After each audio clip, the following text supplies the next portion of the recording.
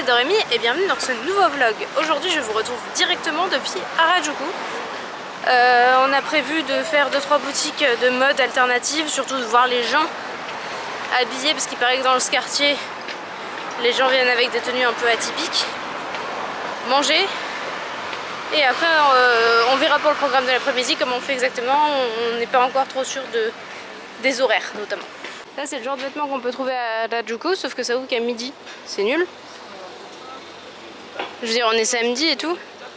Bah, on serait pas venu du tout, je pense, parce qu'en vrai, midi ça fait tard. On va là-bas. Bon, j'ai peu d'espoir qu'il y ait quoi que ce soit d'ouvert, mais on va aller voir quand même. On a enfin trouvé un magasin de vêtements, mais il n'y a pas que des vêtements. Il y a aussi des chats qui tournent en film. C'est tous des gachas, hein, on peut les acheter en train de dormir. Il y a aussi des t-shirts à licence, alors j'ai pas du tout l'intention d'en prendre ici parce qu'ils sont pas spécialement pas chers, ils sont à 18-20 balles comme en France quoi. Donc c'est peut-être un pull en vrai à 18 aussi cher. Mais juste bah, je remarque qu'il y en a aussi. C'est du pull ou du t-shirt? Ça a l'air chaud mais je sais pas. Mais c'est cool et c'est pas du tout ça que je suis venue chercher ici donc je vais pas prendre. Ni même essayer. Mais pour l'instant j'ai deux trucs que je veux essayer. J'ai cette jupe qui est trop jolie. On va voir si ça me va. Et ce petit haut qui vient avec une espèce de ceinture qu'on peut mettre soit autour du cou, soit à la ceinture, soit... Enfin, c'est trop joli. Par contre, c'est du taille unique, donc on va voir si ça me va ou pas. Petit spoil d'un prochain vlog. Au final, la jupe m'allait très bien et le haut, pas du tout. Mais alors, pas du tout. Ils aiment beaucoup les superpositions au Japon.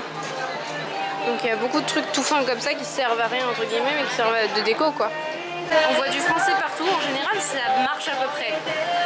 Là je sais pas ce qu'ils vont faire, mais ça marche pas. C'est beau. Alors ça c'est le radish, ça c'est le truc... Par contre c'est du chou dans la pile à côté de ta montagne de viande. Ouais je pense. On aurait pu vraiment le sang. On a donc mangé du roast beef, wagyu évidemment. C'était bon mais pas autant que ce à quoi je m'attendais, un peu fade, mais la viande était ultra fondante. Ça essaye, donc là on revient à la première, c'est ça hein? Ouais, et c'est celle qui va mieux en termes de... Ouais. Elle te va très bien celle-là. Ouais. Bon, c'est très cher hein, ce genre de choses, on va pas se mentir. Celle-là elle était à... 25 je crois. Ah, c'est une de celles à 25? Non. Je crois qu'elle est... Je suis sûr qu'elle est à 25 000. Ouais, elle est à 25. Ouais, elle est à 25. Et elle a pas de truc pour dire pourquoi elle est en rabaissée, donc je pense que c'est juste une fin de série. Ça fait 120 €. Ah, ça va plus, plutôt 150. Ouais. À toi de voir. Non, je vais pas la prendre. Celle-là aussi elle est très bonne. Ouais, bah t'as la broderie à l'intérieur. Bah non, je vais pas la prendre. Quentin adore me faire essayer des tas de choses et me prendre en photo. Je vous en épargne la majorité, mais celle-ci était rigolote. Il y avait un capybara café, mais on n'avait pas le droit de filmer. Mais là, le mi-pic café, c'est pas marqué qu'on n'a pas le droit. Du coup, voilà des mi-pics, des petits cochons, des mini-pics. C'est particulier. Je sais pas vraiment ce qu'il y a à vendre, ce qu'il n'est pas. Waouh, la tenue de samouraï, t'as vu?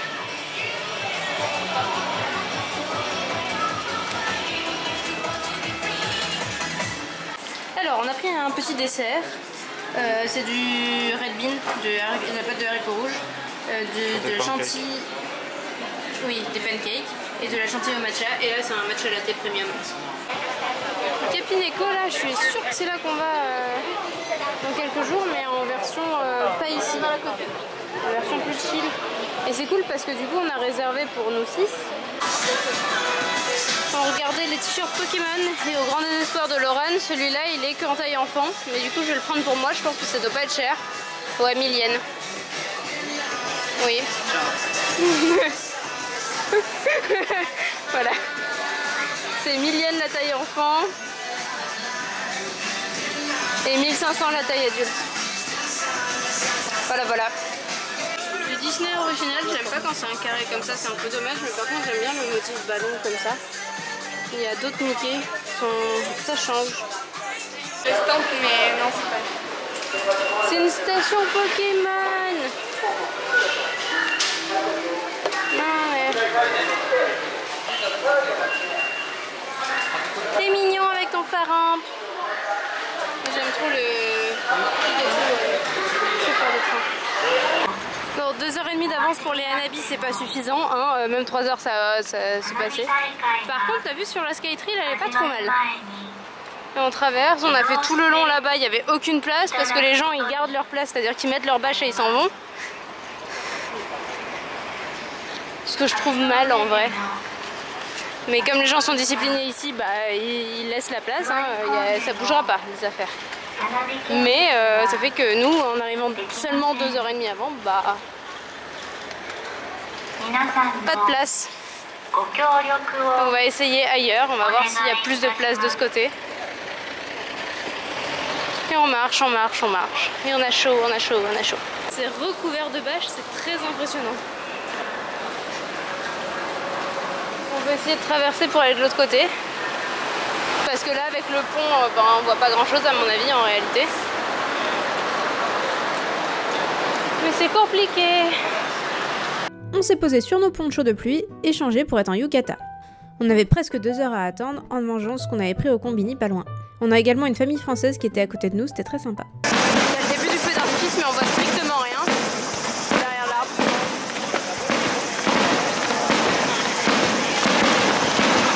On va se décaler là. Ranger les pour qu'on rentre dans l'affaire. Je sais pas si ça vaut le coup. Non, ils ont le pont eux. On est en train de se préparer.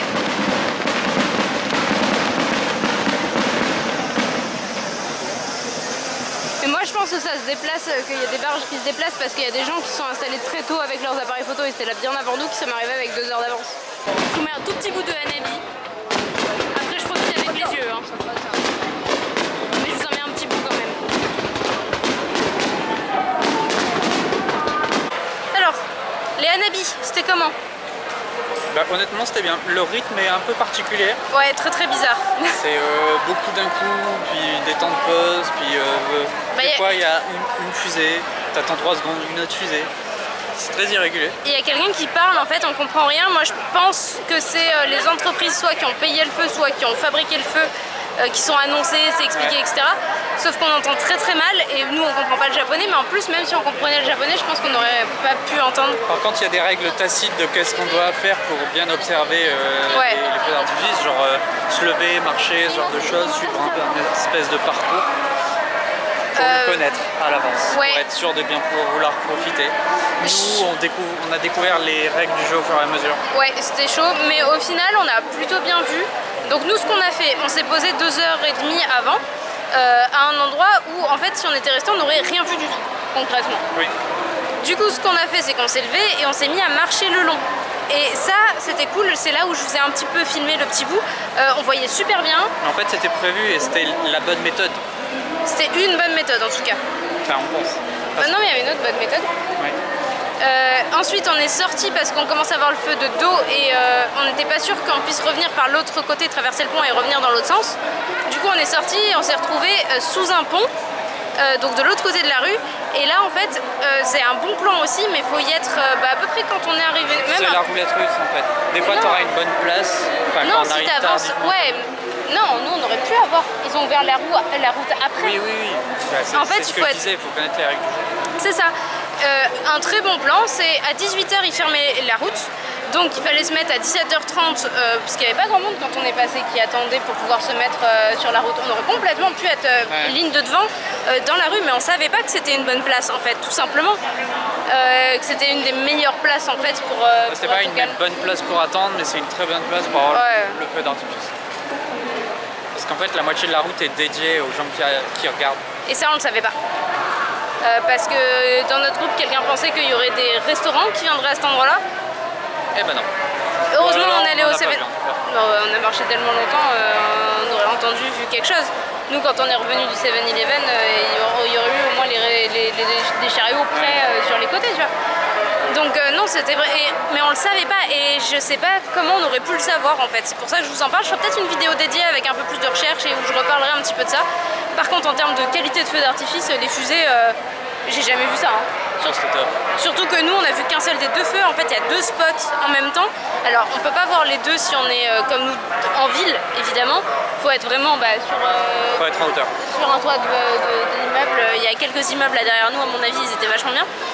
Mais de là où on était on peut en voir qu'un et par contre on l'a très bien vu celui qu'on a vu et on voyait un petit peu sur la gauche l'autre, c'était sympa. En vrai on l'a un petit peu vu mais voilà, il était en fond quoi. Au vu des circonstances on s'est bien débrouillé. Ouais on est très satisfait au final. On aurait pu arriver plus tard pour la même chose mais on le savait pas. Et du coup à partir de là, comme on savait pas on peut pas avoir de regrets, je sais pas comment on aurait pu le savoir. Bon maintenant bain de foule pour revenir.